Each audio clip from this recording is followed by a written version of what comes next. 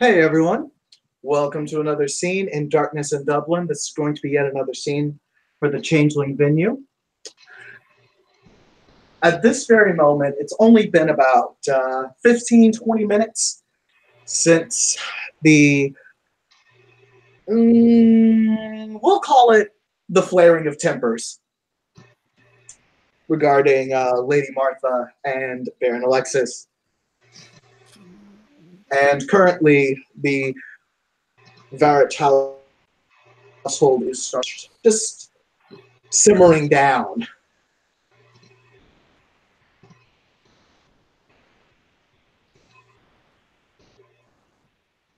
I'll kick it to you guys for just a moment so y'all can set yourselves up however you like.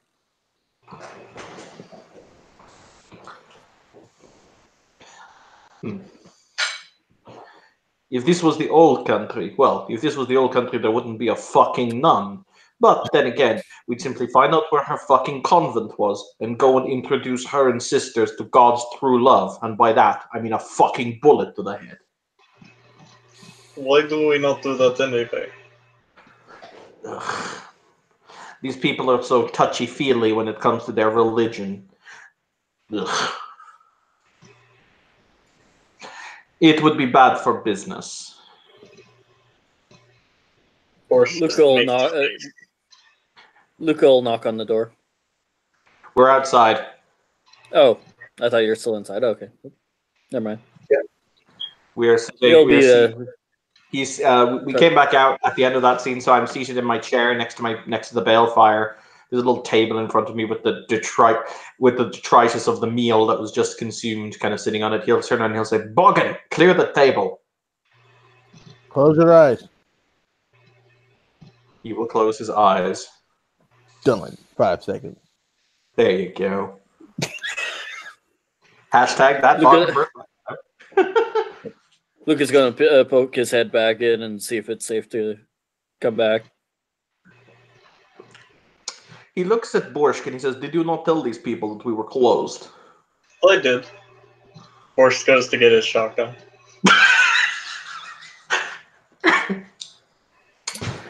Is there something I can do for you, Redcap? Yeah, I forgot my gloves. Take your gloves. Then he looks down. Did Sergei clean the gloves off the table as well? What gloves? There you go.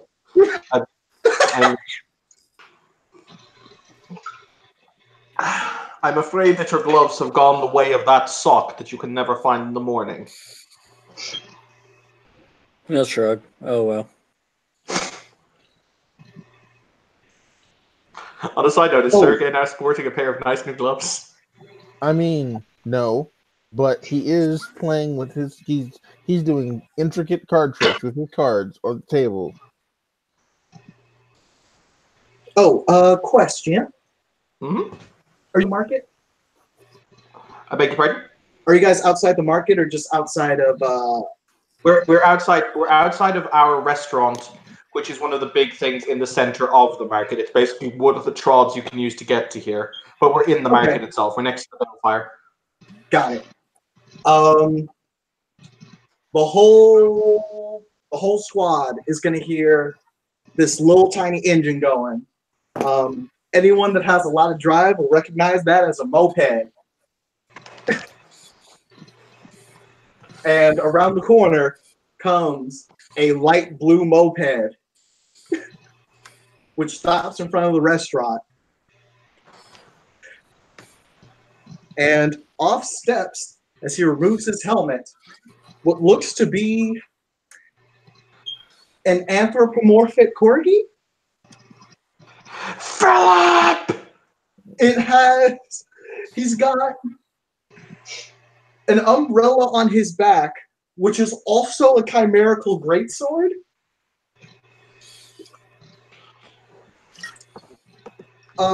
He'll pitter-patter on up to Alexis, and he'll bow, rise again, and say, "Hello, my lord. The Countesses sent me to retrieve you for a bit of a task." one that she thinks that you and your household would be quite suited to. He stands up with that kind of languid grace that she all have. As he looks him up and down, this, urge to pet him behind the ears rising. Oh, I also forgot to mention, this Corgi Puka is missing an eye. He has an eye patch on. Are you telling me that Philip is some kind of great war hero? Because, that's amazing. We'll keep role-playing. Borscht will come back out of the restaurant smoking a cigarette now. Actually, question: which one of you, out of character, between Sergey and Borscht, which one of you actually has drive as a skill? Because I actually don't. I mean, I don't. I was going to say, does Sergey have any drive? Nope. We're bad at life. What, do you need a driver? No, in theory, you don't actually need drive to drive. You just actually need it for, driving in stressful situations. No, I know. I just thought I'd offer Lucas actually has drive. Okay, which one of you would it be? Yeah, no, he just turns. Borscht, bring the car out front. Look, and Borscht will go and grab the car. I'm kind of contemplating, what kind of car do Russian mobsters drive? Lincoln Continental? Sounds right. My real question is, which one of you was wearing the tracksuit? Sergey. Actually, Sergey's the prop, so it's totally Sergey.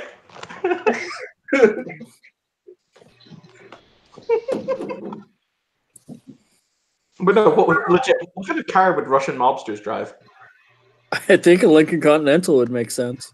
Dude, I don't think Russian mobsters have a car of choice that says, "Look, we're Russian mobsters." It would be something like, hang on, Marcus, do you think would they drive something flashy and expensive or something like really businessy? It depends on who's in charge and their taste. You know what? Fuck it. We're gonna have something tasteful and expensive. So we're gonna have a Rolls-Royce Phantom.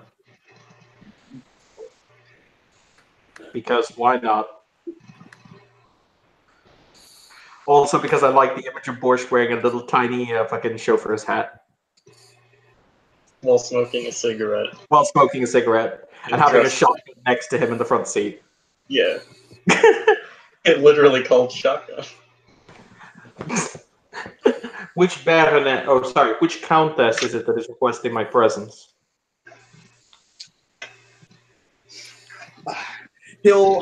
He thinks on it, sighs.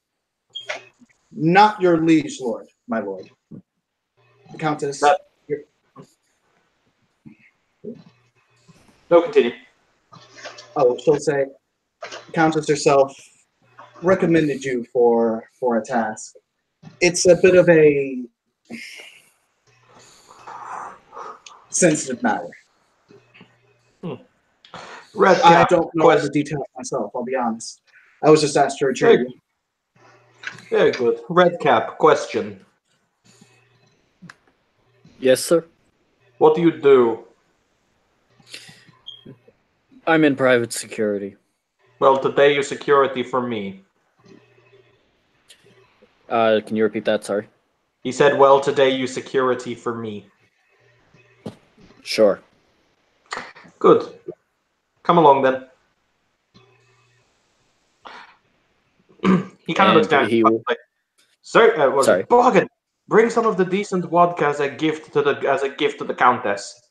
Not some of that cheap shit. Some of the good shit. You mean some of my shit? He contemplates. Do we like it? Yes, some of your shit. That'll do fine. Duh. And I sense we all pile up in the car and off we go, following a corgi on a moped. Yep, you're following the corgi on the moped. He's very good at driving this moped. He kind of, if it was possible to drive a moped like a madman, then yeah, he's totally channeling Fooly Cooley right now. Oh my god. Haru cool. Alrighty. So, the Countess's, I guess you could call it a countessy, I guess. Basically, like, there's just a whole bunch of really nice and snazzy hotels. And it is that the Puka is taking you to, with one hotel in particular, one of the far taller ones in this cluster. There are valets to get everyone's vehicles levels of, yeah, this shit is good.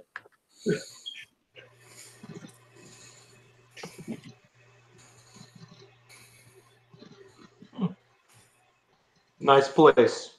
The Countess does like to make sure. Have you been purposefully obsequious when it comes to the referencing of the name or house of your...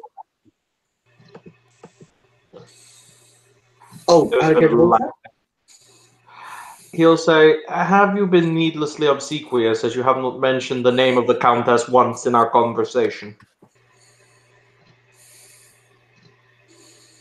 Out of character, it's mostly because I don't remember the Countess's name, and we're still working on that. That's fine.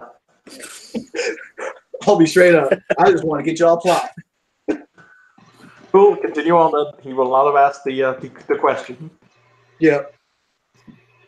He'll basically come up with the answer like, oh, figure you all know her, and then he'll mention her name. Because she's technically your liege lord at this point.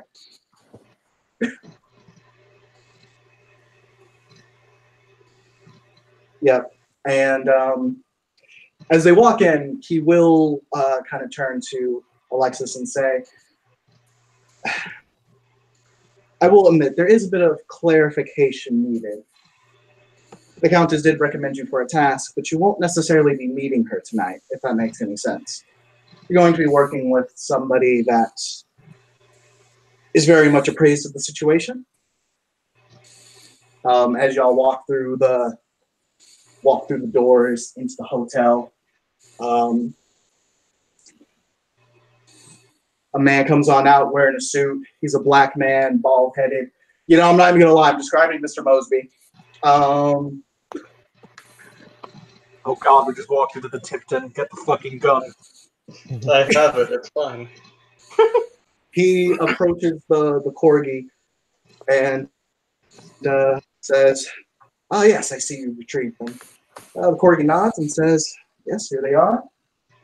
Presenting Baron Alexis Voidfrost ap Varich and his household.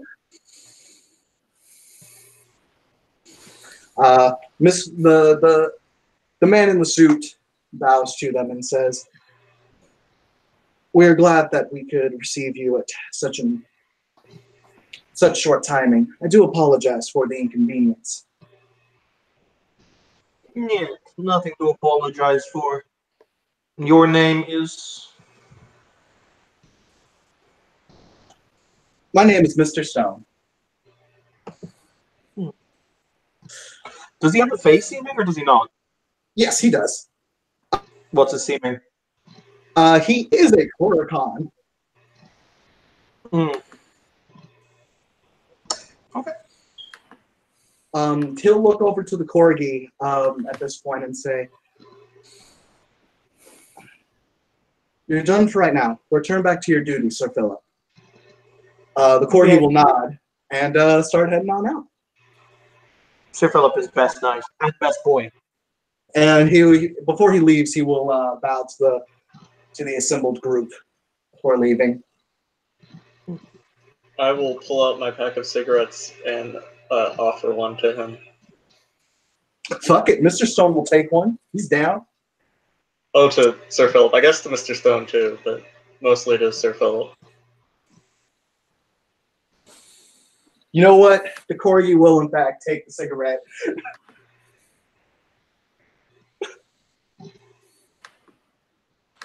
Alexis will just reach out his hand and take a cigarette. He removes one of those. What do they call those really cool lighters that like are ultra hot? Really good lighters that are ultra hot. Yeah, they like create a blue flame when you open them. Zippo. It's not a Zippo. It's someone. It's a. I'll find his name at some point. But he'll light the cigarette. He'll inhale and he'll exhale the smoke through his nose. Oh, then business. Yes. If you'll follow me, and he will start to lead the squad down hallways and elevators and shit. And as they're walking, he'll say, I'm sorry, there wasn't very much time to brief Sir Philip on the task at hand. Fortunately, I can give you a bit of a primer. Please. Basically, my lord, there is...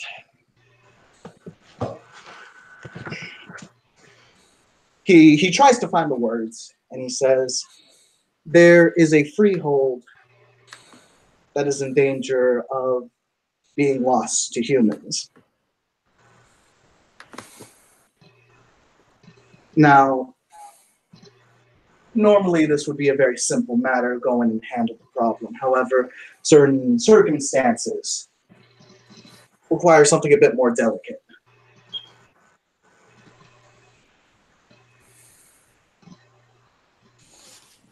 The lady currently in charge of handling this problem will be able to tell you more. I was given very scant information.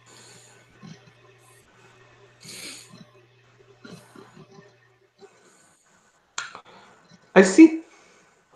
Whom is in charge of this particular situation? That would be Baroness Annabelle Proudmoore of House Ilunid.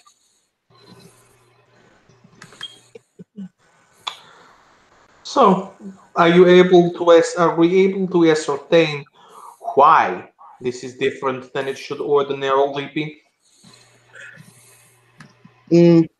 Based on my understanding, legal shit. If I can be completely honest with you, not anything that I'm really appraised of. I'll admit. I serve the drinks and handle troublemakers here. I'm not much for the court of law. Although I have been on the receiving end of it more than once. Kind of strains out his cufflinks.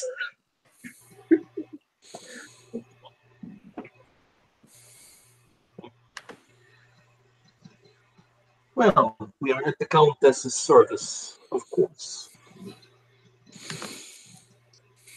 Right? This trip is basically like a short elevator ride, and again, movement through hallways, and basically they're led up to one of the upper floors in the hotel, which has some of the larger rooms, and they will come across the door, and Mr. Stone will stop, and he will knock exactly 3 times before taking a step back and waiting for a few seconds, and then the door will open, revealing, you know what, yeah, I'm going to do this. Yeah, she redhead woman, appearance 6, rocking an Anarchy in the UK band shirt, chewing gum. She has a sword on her hip, and all of you can smell it. The sword is literally made out of crystal tears. See, Sergei, that's what the widows and orphans cry when you're generally done with them. He will say in Russian. I'm gonna roll a fate die. Actually, or better yet, even or odd, Evan. Even. Fuck it. Okay.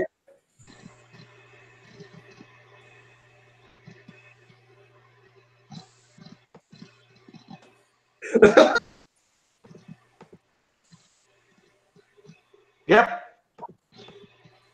No, she does not also speak Russian.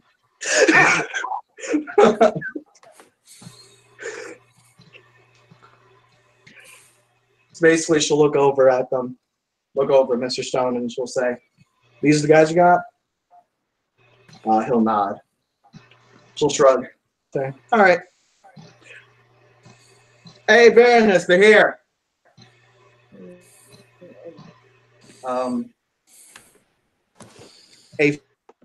A quiet voice rings out, very, very serene, states, "Let them in." At the front will nod, just basically start walking in and say, "Come on in." Sergey tries to arrange it so that everybody is in the proper order of greeting. So basically, you mean by that we send the red cap in first, the two of you second, and I go in last? Basically, yeah. Excellent. There we go.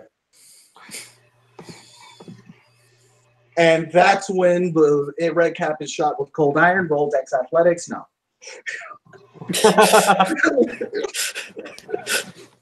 Somehow dodges and it hits Evan's character. Oops.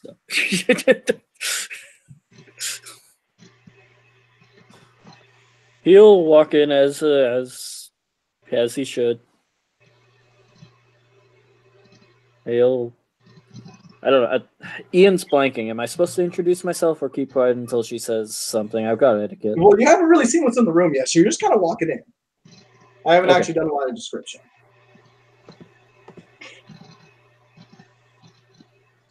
See, basically, as you walk in, it's basically like it's a very, very nice hotel room, right?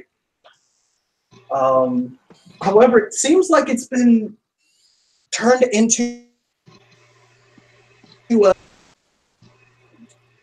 So you cracked up there. Turned into... My bad. It seems like it's been turned into a makeshift office. And in addition to the redhead, there is also, it seems to be a Selkie in the room. White dude, very, very blonde hair, skinny looking, perpetually wet. He looks to be in about his late 20s. And on top of that, there, if Minicam works with me, I will fight it. There we go. That woman right there. Okay. What's her appearance, Tim? Her appearance is 5. But her specialty we're is equally pretty. Her specialty is regal. Mine is chillingly beautiful. My manipulation specialty is hiding intent.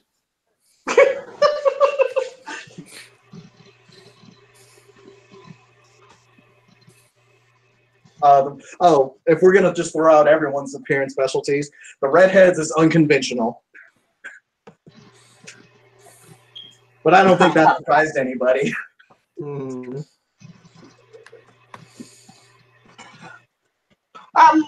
As we all file into the room, I was going to say, as we all file into the room, Alexis will leave Luca to introduce himself, and he will motion when the time is right for Sergey to give their introductions, because that is the Boggin's duty. But we'll wait for the red cap to introduce his own damn self. Luca will... shit. Can I roll etiquette so I know how to do this properly? Ian hasn't done it in a while.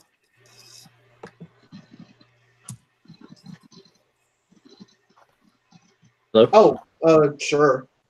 I'm sorry, I forgot I was running this scene.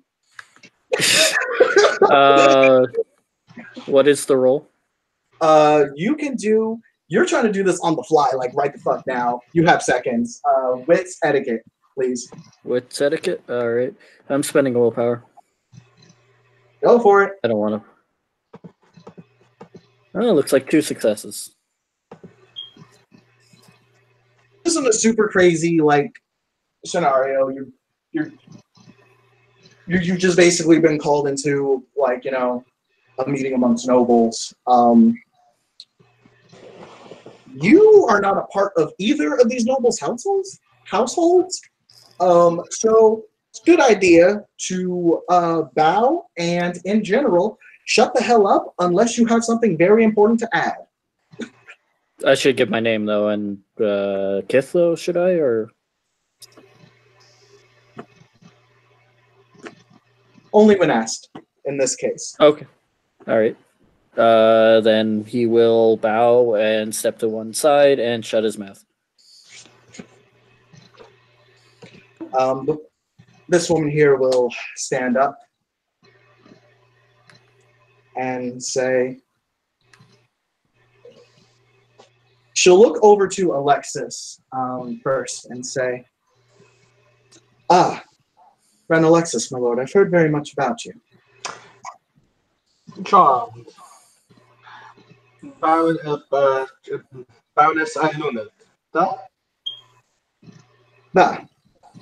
She'll respond in Russian. In that case, Alexis, unless he states otherwise, unless she requests otherwise, he is going to conduct this entire conversation in Russian because it's the language he's more comfortable with. Okay. He's that bitch. I'm just gonna ask out of character here. Who here knows Russian? Does everyone here know Russian except for like Ian? Ian knows Russian. I know Russian. Do you actually, or are you just trolling? I do. It's a merit on my sheet. I know Russian. Got it. All of our guys speak Russian. Sure. But Luca also doesn't even flinch, so he just remains stoic, stone-faced, like he doesn't understand a word that's being said. Yeah. She will look to Boris and ask, I assume these are the members of your household. And he'll give a kind of a curt flick of the wrist for them to step forward and introduce themselves.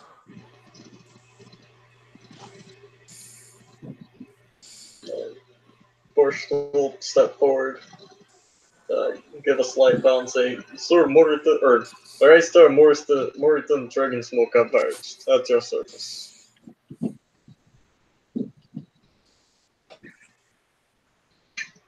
It's an honor to meet you.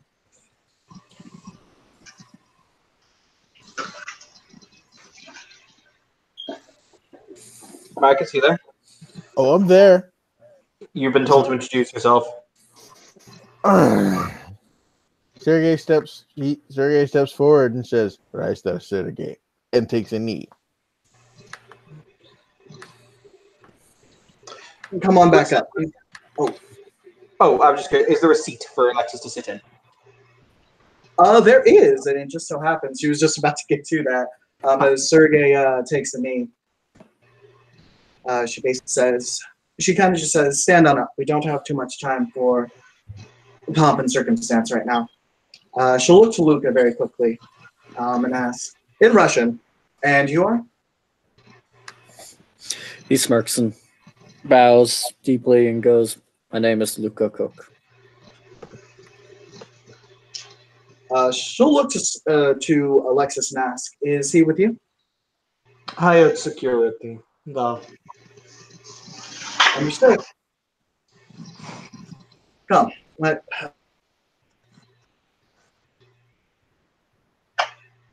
us.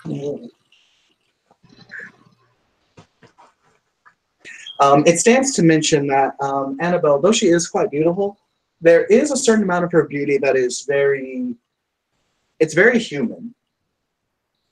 It's not otherworldly like a lot of other hers it's very grounded. Grounded enough to assume that she may in fact have a very specific flaw. No. I mean, I'll tell you out of character. It's not a big deal. She's not, and she. Oh, cool. So am I. Yay! Yay! Everyone takes seats. The Selkie hasn't really said a lot of anything. Are we then to assume that these are your household in that case, since mine have introduced themselves? This one is, yes. She'll point to the redhead. Throw a thumbs up. He's texting. And she'll put her hand on the Selkie, who kind of jumps a little as she touches him, even though it was a very gentle thing. And she'll say, "This one, however, this one is my client, and the reason we're here tonight."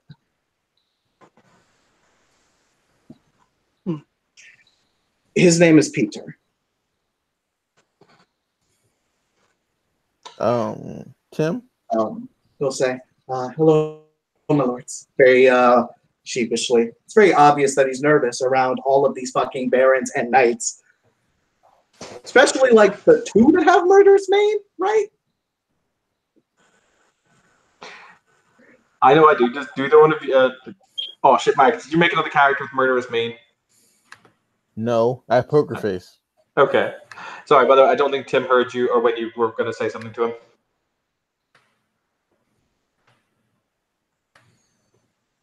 I was just going to do social dynamics right quick. Okay, go for it. Perception plus subterfuge to puzzle out the group's dynamics. Okay. Let me pull that one up because I'm not as familiar with that Kithbone. Page 89, main book. Got it. Thank you.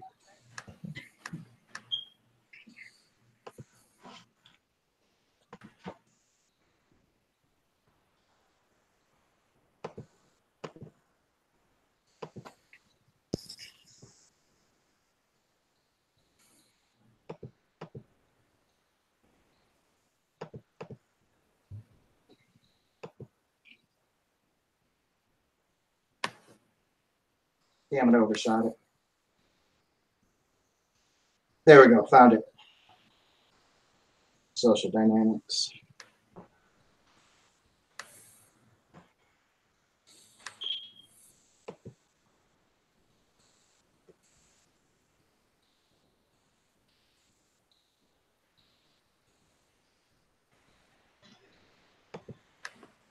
Okay.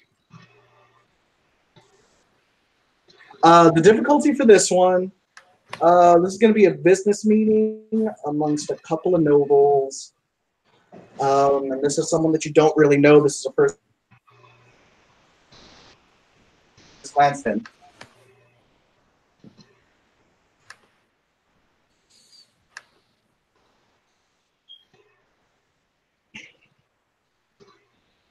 What's the difficulty?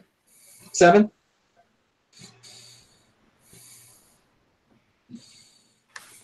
Two successes. Okay. So basically,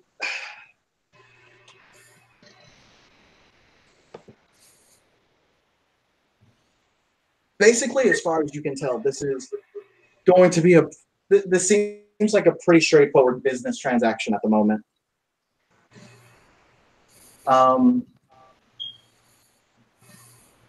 And it seems like, at least amongst Annabelle and her household, despite the demeanors here, it is very clear who is in charge. And there is a very clear expectation and delivering of obedience here. Raj.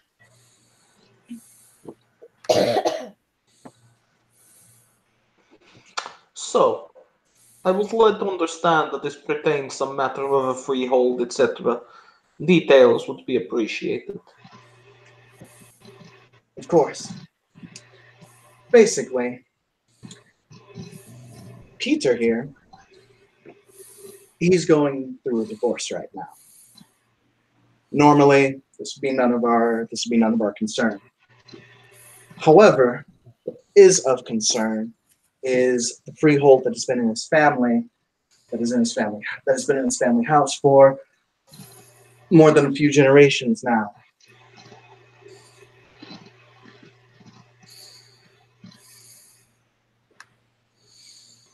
There is quite a bit of pull that the other party has. And quite frankly, I'm not okay with us losing a freehold. Is other party not one of us, though? No. Simple. We put bullet in head. Entirely blasé. Just bang. Yeah. Forced nods in agreement. So that's where the problem comes in. Whilst that might be that might have been an acceptable solution earlier on, right now, if that were to happen, it would look far too suspicious, and then we would have mortal authorities looking into this place. Quite a few banal authorities in the place. And if they corrode the freehold, then, well, we've lost something again.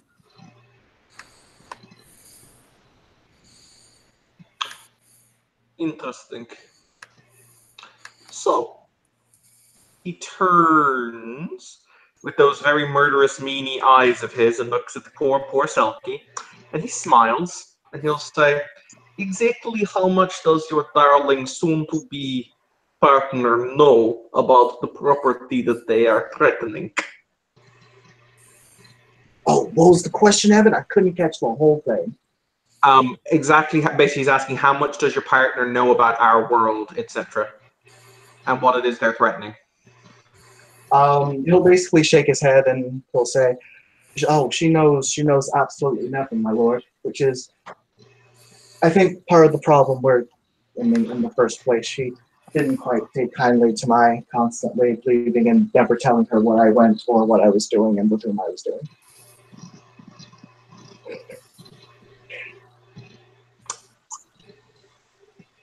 But she got a really good job and she has a really good lawyer.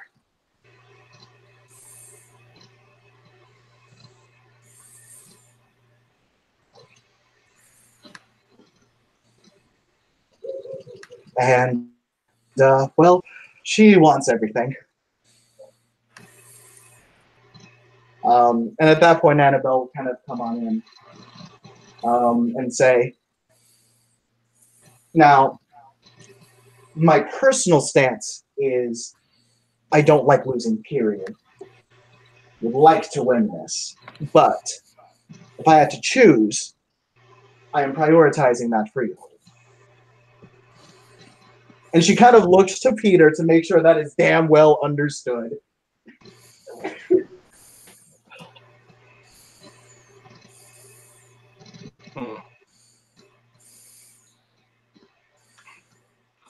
Let me think for a moment. So, what form does this freehold take?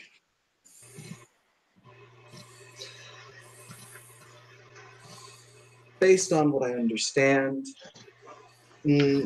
actually, Peter, you go ahead and describe it. He'll clear his throat out and say, it's basically like, it's almost like the secret compartment of a house. Like there's a whole other gigantic room inside of it. And the balefire in this case is the fireplace that is on the end of the room.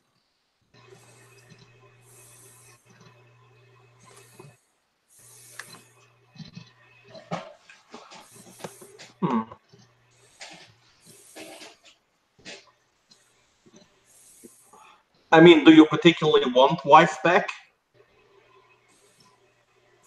She's kind of a suffocating, controlling bitch now. So no, not really. I don't know. Wonderful. I just about not letting places of glamour fall to banality.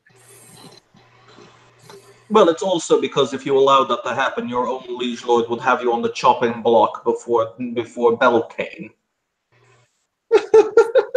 Yeah, you're right.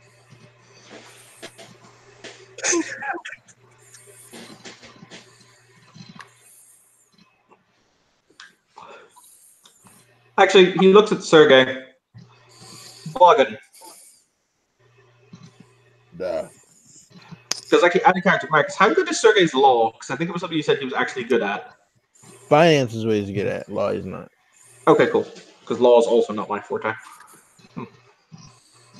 Just saying, out of character, it's not Tim's either, so expect a lot of TV courtroom drama logic here. No. The worst thing in the universe is when I tried to run legal plot that involves Sam Russell. Oh my god, right? It was every nightmare you think it would be. Can I do a intelligence law to see if I can get some insight? It depends on what kind of insight you're looking for. Do you mind telling me a little bit more what you're trying to get at? How to basically how to get to make an end run around this play for the ownership of the bar. Sorry, one more time. Basically, a way to make an end run around around the laws that will dictate if she can get the bar the freehold or not. Looking for loopholes on how we can keep the freehold legally. I mean, like, go ahead and roll it. That's like div 6. Intelligence, I'm assuming. Yeah. It's not a great dice pool, but it's something. Holy shit! What you got here? 4 successes. Okay, I see 4 successes. Okay, so like divorce cases are. It's not necessarily a matter of like, oh, there's this legal loophole and all of this. It's literally down to compare and contrast who's getting what, and a whole bunch of things can come into account with this. Who did what during the marriage? Why the marriage is ending? Finances, all of that. So it's really. This is really more of an elongated negotiation than necessarily someone's broken the law. Okay. He's going to write down everything he can think of, and on a piece of paper, fold it over and hand it over to Alexis. Alexis will take the paper. He won't read it, but he'll kind of hold it in his hand and he'll say, "So, I can see the predicament of our dear sulky friend here, darling Pieter. But what exactly is it in it for? What is the colloquial phrase? What is in it for me for helping?"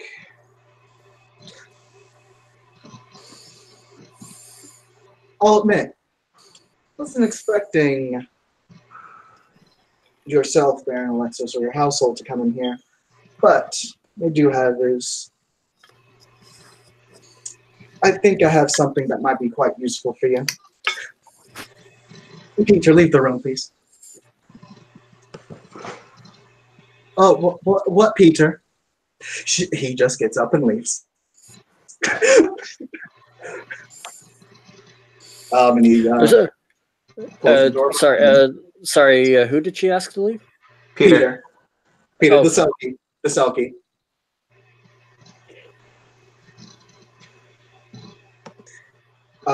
She'll say, well, for yourself, I have quite a few connections at the moment. And do you mind if I speak frankly? Please. I find that oftentimes it's better to be a hammer than a scalpel. I've heard of the way in which you conduct business, and I know at the very least the basics of how it is you bring so much money.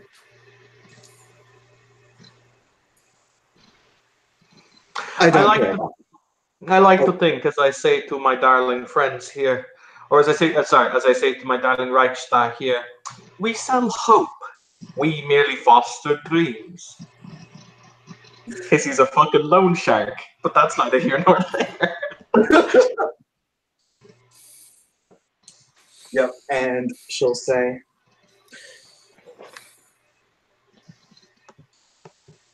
basically, I know some people who know some people. And because of that, I can connect you with these people. And I think you'll find your needing to move money around far easier with these people that I've built these bridges to you for. Out of character, basically telling you I will just straight up use an influence action to raise your finance influence by 1. Hooray! Straight out. He contemplates, because that's a very big favor. And he said, the eyes kind of close as he contemplates, and he says, is there something about this that you're not telling me? I figured that would come up. I am a member of House Ilunid after all, so there must be some sort of catch. You keep secrets, we have puppets. The old stereotypes are the best. Then I'll be honest. The only catch here is the fact that you can't just, well, kill the problem. I'm willing to extend this to you because, well, quite frankly, it is our obligation to the Ashit that compels us to move forward in this case. So there's quite a bit that I'm willing to do to make sure that I live up to my duties, that befits my station.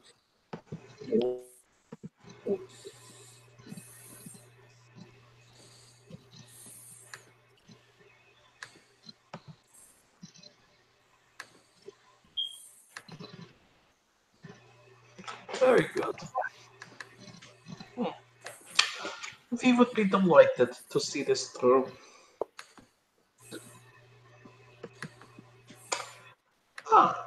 It would be our pleasure. And you're right, it is not a problem that one can simply skate around or skirt around by murder. So we will use delicate gloves. He looks at Borsk. Yes, Borsk, delicate gloves. Yep. She'll say, the thing that I need the most is information. That's more precious to me than blood or anything else. The more I know on this woman and her past, because I have a feeling she has some secrets of her own. The easier it is to win this case, the easier it is to keep this freehold. Everything is just a win-win in that case. Is your actual plan to let this commoner, who has seemingly failed at the very basics of life, you're going to let him actually keep the freehold? He's not my subject. So, quite frankly, I only care what happens to the freehold insofar as the freehold is still there. You know what I mean? Valid. He's my client, and he's paying for a service. Good. I think that it is all that is needed.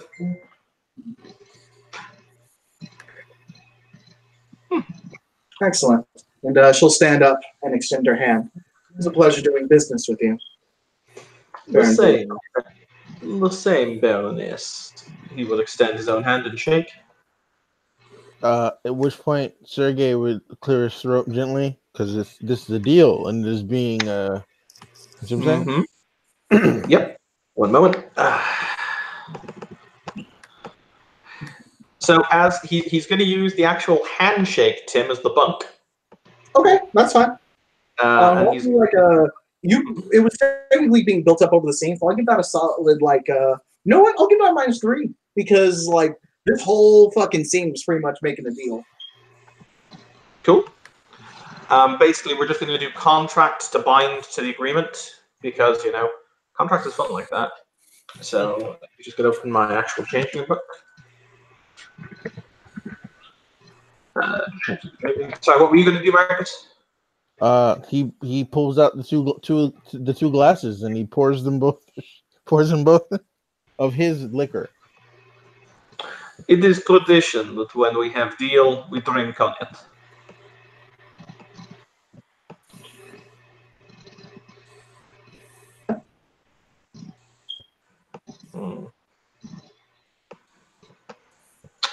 So,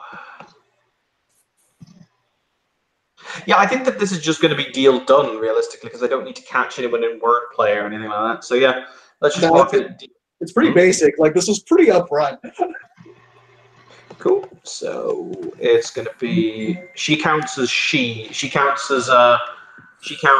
Fae, which is my affinity realm because I'm an autumn she. So that's 4 plus 5 is 9. 9 to 10. So I'm rolling this at difficulty 4 because it's basically difficulty 8 -3 for the bunk, -1 for being my affinity. You want to take some nightmare dice? I'm cool without the nightmare dice, thanks. Okay. But I'm going to spend a point of willpower because why not? Go for it. That's 7 successes with the willpower. Okay. So let me just remind myself. What do the actual successes do?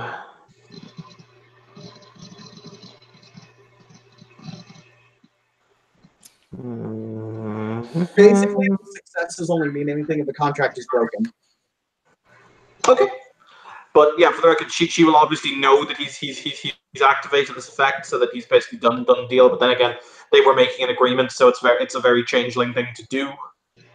Oh yeah, she saw it. She noticed it.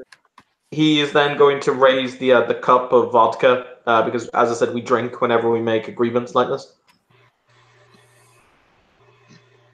Nazdrovia, to your health.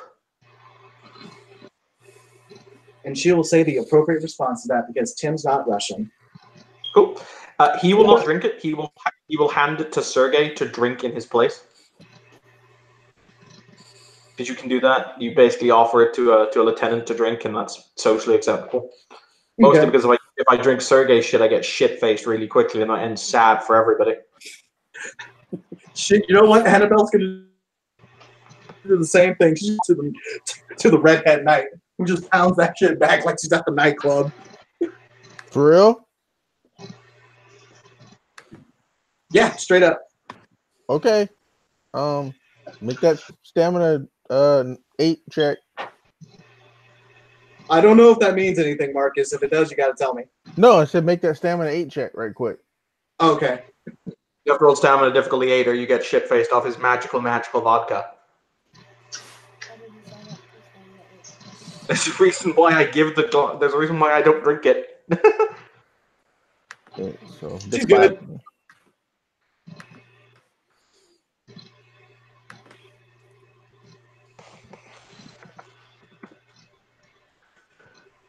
I'm good.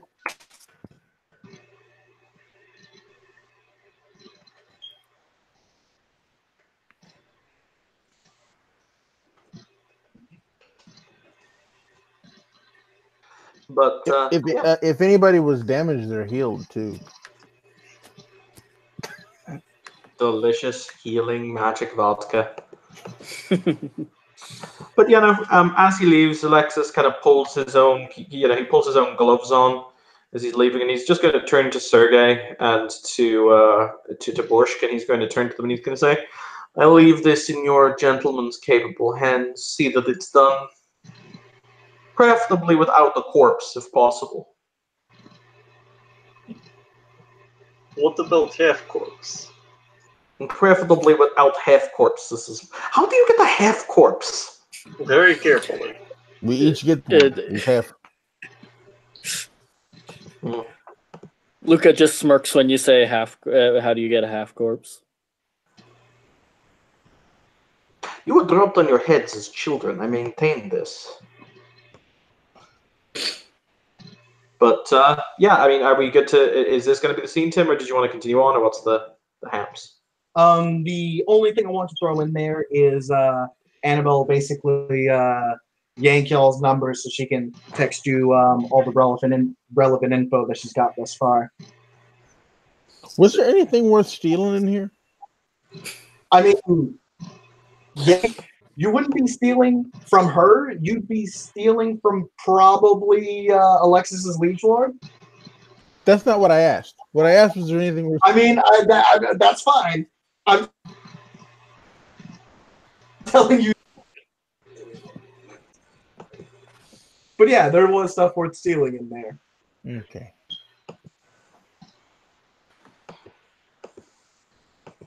I'm light fingered. All right, so do you want to do the outro in that case, Tim? Yep, sounds good. Thank you, players, for playing. Thank you, watchers, for watching. And we will see you again soon on Divorce Court.